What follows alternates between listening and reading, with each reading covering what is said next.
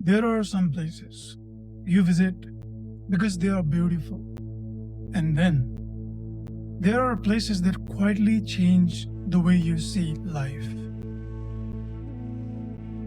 For us, that place was Lapchi.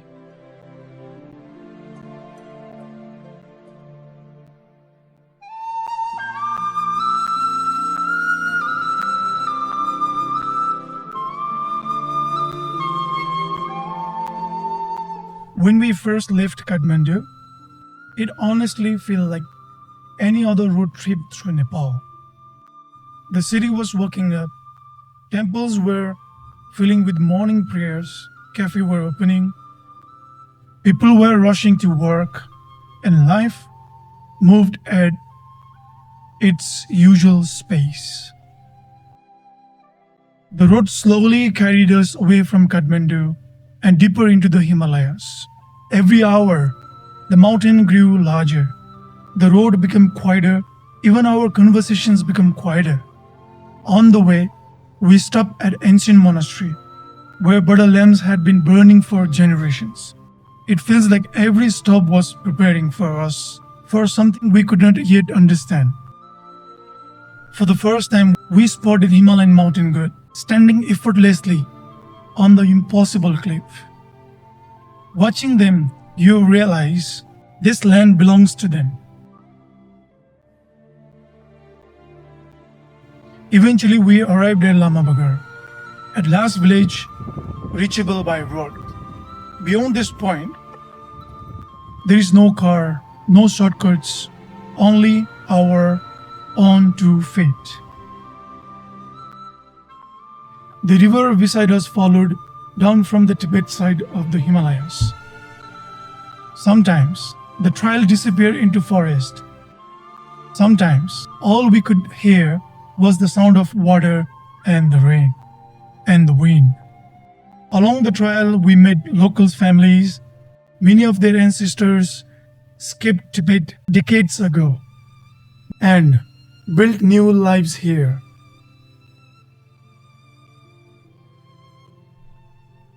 Life isn't easy in these mountains, yet somehow they smile more than many people live in cities. It made us wonder, what does it really mean to have enough? After several hours of walking, Lapchi finally appeared. Not as grand city, not as famous tourist destination, just a small village hidden among enormous mountain, quiet, simple, almost invisible. And maybe that's exactly why it has remained sacred for many centuries. This is where the great yogi Milarepa meditated. This is where generations of practitioners came not to escape life, but to understand it.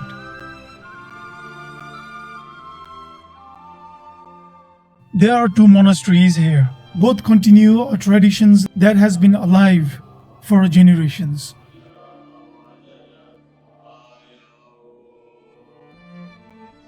We were lucky enough to spend 2 nights here. At first, we thought there might be guest house or restaurants. There wasn't. The rooms were built simply for pilgrims. Nothing more, nothing less. We shared meals with the resident yogis, breakfast together, lunch together, dinner together, and after every meal, everyone quietly washed their own bowls. No one expected someone else to do it. Small moments like that taught us something. Humanity isn't something people talk about here. It's simply how people live. One afternoon, we sat with yogis as they shared stories about Milarepa, how one human life can completely transform through devotion, disciplines, and practice. Suddenly, those stories didn't feel like history anymore. We visited meditation caves where practitioners continue the traditions 3 years, 3 months, and 3 days retreat.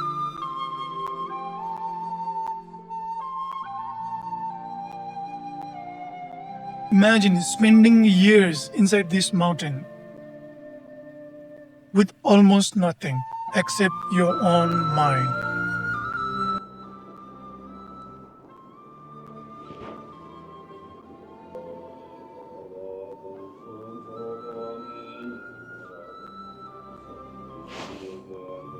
Standing here, it's impossible not to ask yourself, what are we really chasing in our own lives? The mountains surrounding Lapchi are also deeply symbolic. People believe they represent Avalokiteshvara, Manjushri and Vajrapani. Compassion, wisdom, and endless strength, and an enlightened strength. We hope to visit every sacred place. But the weather had other plans, and maybe that was another lesson. Sometimes pilgrimage isn't about reaching every destination. Sometimes pilgrimage isn't about reaching every destination. Sometimes it's about accepting what the mountains give you, what the mountain gave you. One of the most unforgettable moments happened when we joined the monastery ritual ceremony.